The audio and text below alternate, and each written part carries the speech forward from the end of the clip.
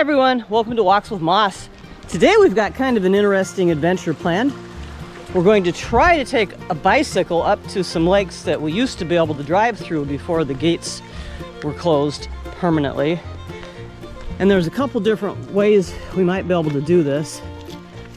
One is 4.5 miles, one is 5 miles. I don't know which way is going to work. There's some logging signs up here, but the gate is shut, so I think we're good to go today. And I've got my permit on the dash of my car. This is a spot where if you want to drive in, you have to pay $350 a year. And if you want to walk in, you have to pay $100 a year. Let's do this. I've heard that there is really good, or there was really good fishing for brook trout. My cousin said she used to come here and camp here, and there was lots of brook trout, and she's really excited for me. So let's go find out if we can get some brook trout here. Beautiful, peaceful area here anyway. Look at the size of those old growth stumps. Wow.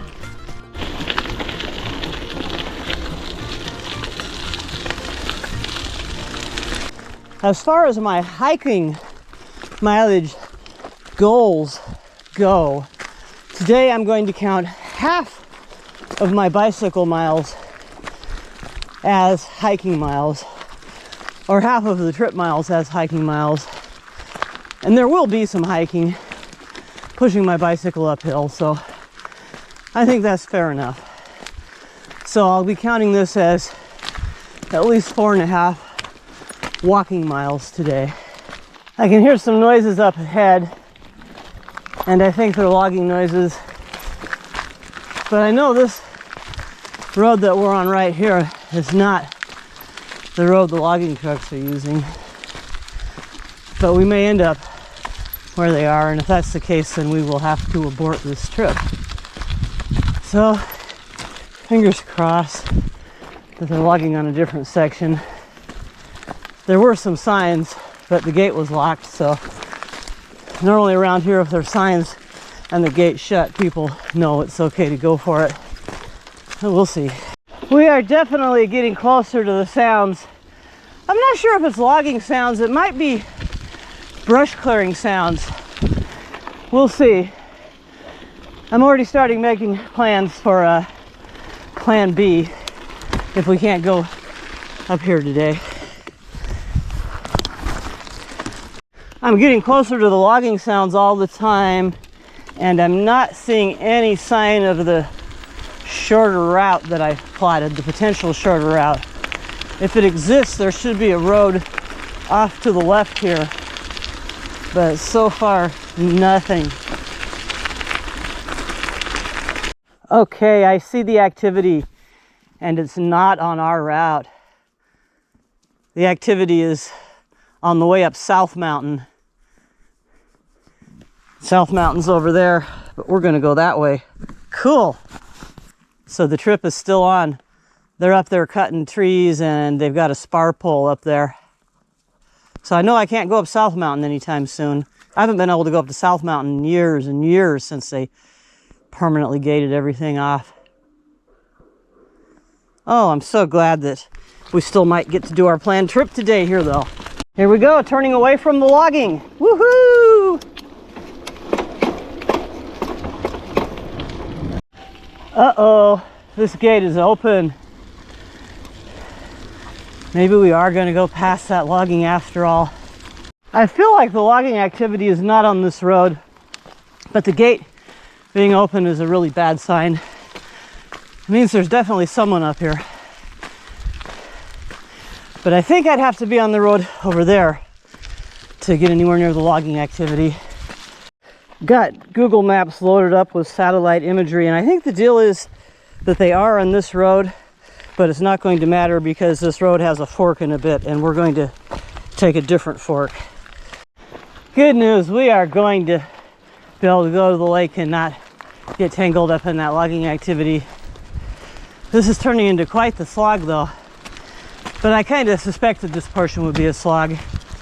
I was surprised how quickly I actually got to the base of this mountain though. That was good. We've got 0.85 of a mile to go. Just a little over a kilometer. And I think it's going to be all uphill. We have made it to lake number 1. It's my understanding lake number 2 has the better fishing. I can't remember if you can drive to lake number 2 or if you have to walk between the 2 lakes on a trail. Let's go down to lake number 1 and see if we can find the trail to lake number 2. Looks like they've decommissioned the road to lake number 1, but I think we can go right down here to get to lake number 2.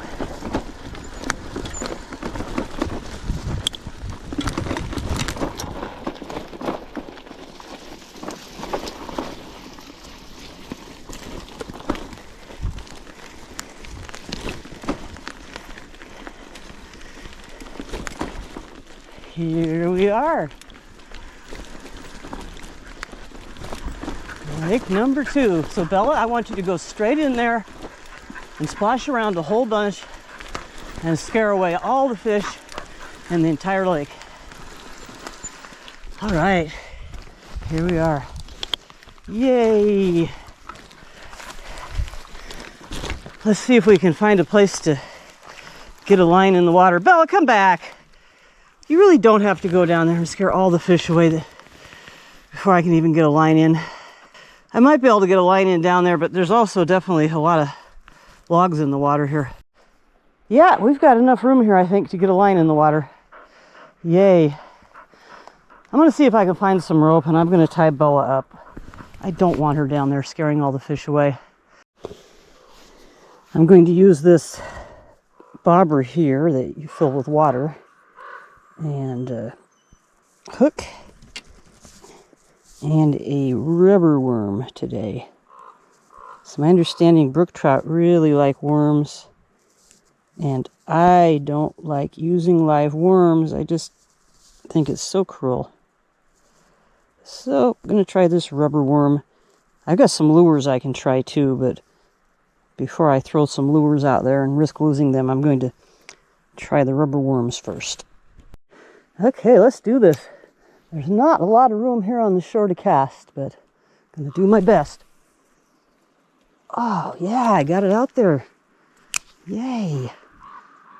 Because it's a clear bobber, I can't really see it very well. But that means the fish won't be able to see it very well either. So I think I'll just prop my rod up on this log here and see what happens. I think when you fish with a bobber, you're supposed to watch it really closely, and the second it goes down, you're supposed to set the hook. But I feel like making a cup of coffee, so that's what I'm going to do right now. And we've got ravens here making lots of noise. They're not very happy with our presence. I've got Bella tied up for now. She's not too thrilled about that, but that's the way it goes. I don't want her splashing around and scaring all the fish away.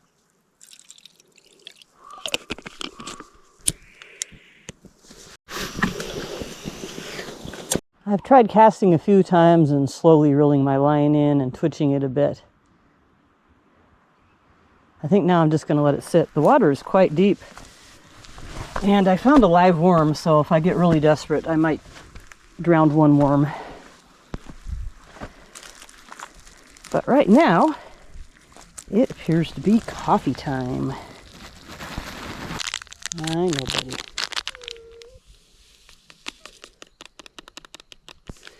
Poor Bella.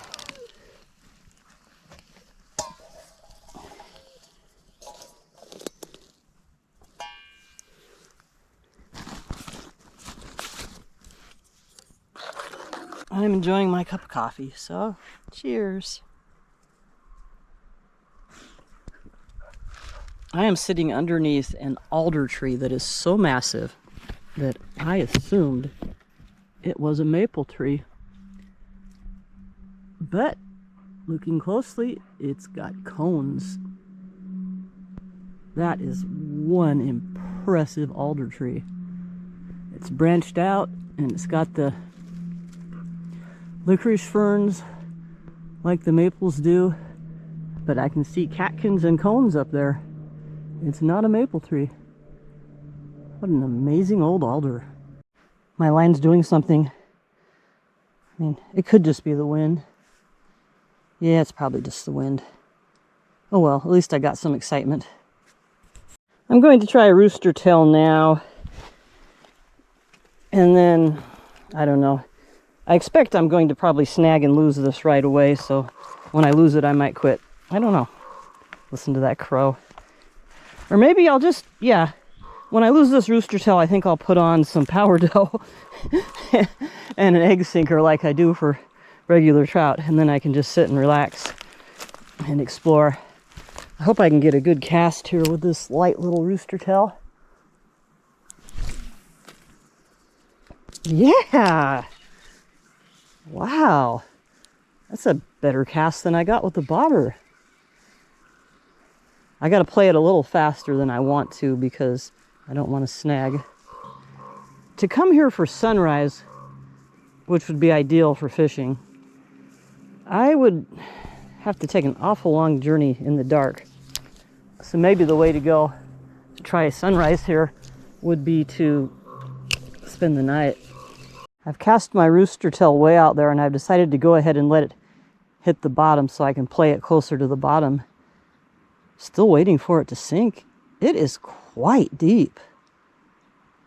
So I know I was playing my rooster tail probably too high.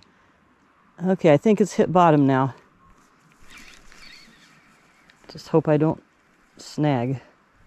Okay, one more cast with this rooster tail. Put it right down there next to some structure where I will probably get snagged. This is probably absolute overkill, but I'm going to go ahead and put this on here for a few casts. Why not?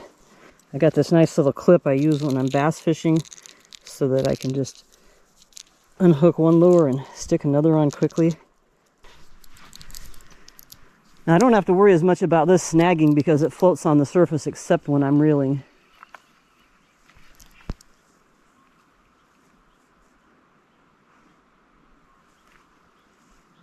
What's it called? Crankbait, I think. I've caught big trout on these and little bass. I don't really know anything about brook trout. I don't know how aggressive they are. Would they go after something this big? I mean, the tiniest baby bass would try to eat this. But I don't know about a brook trout.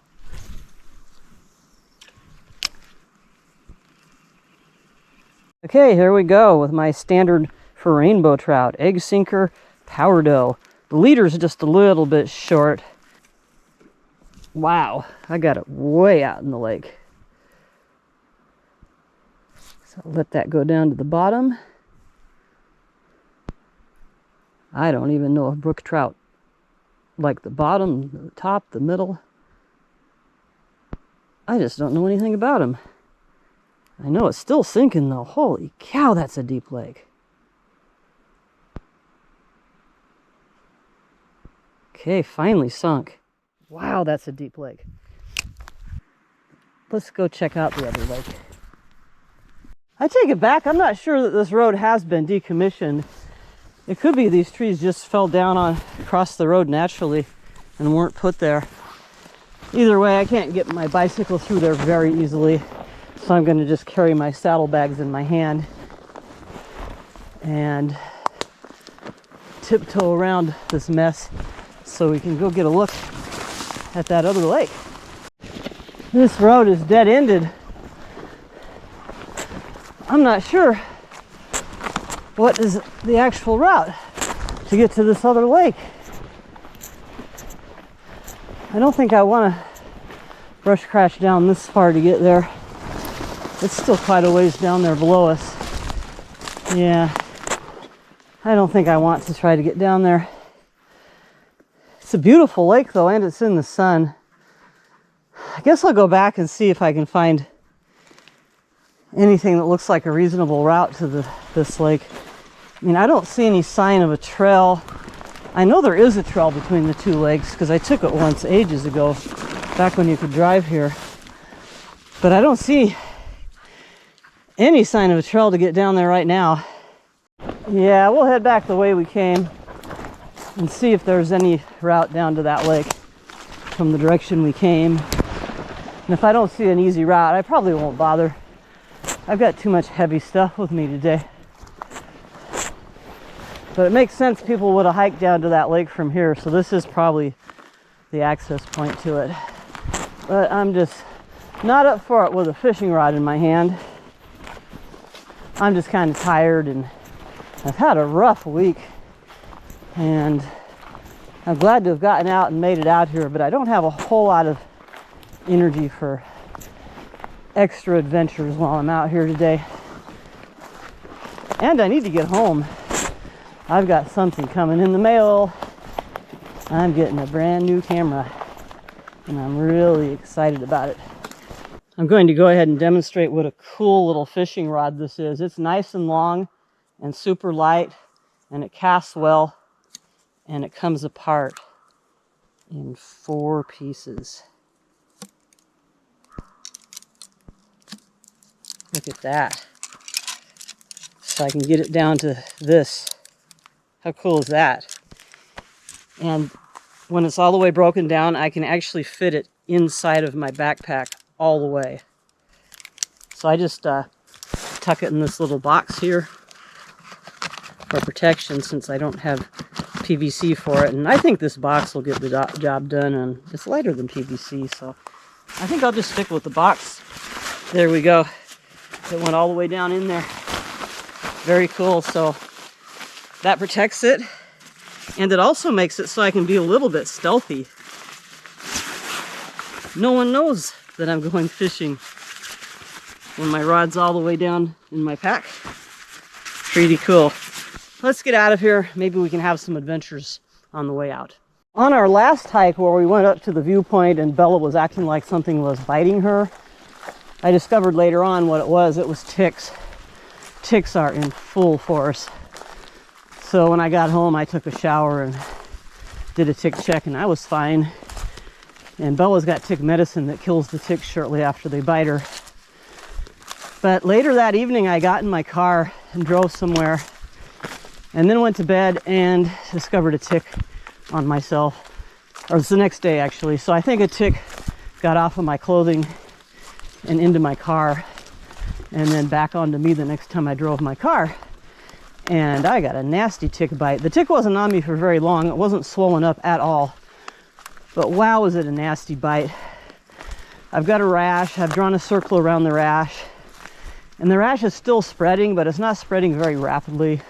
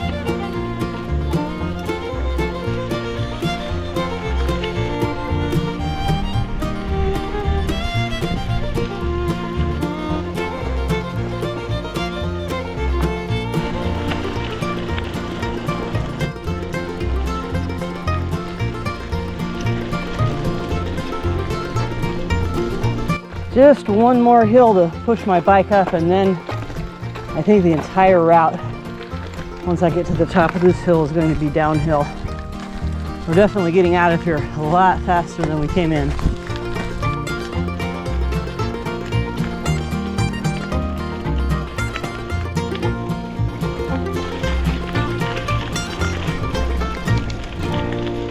That was a fun little adventure. Bella's having a little dip here. She had no trouble at all keeping up. That was interesting.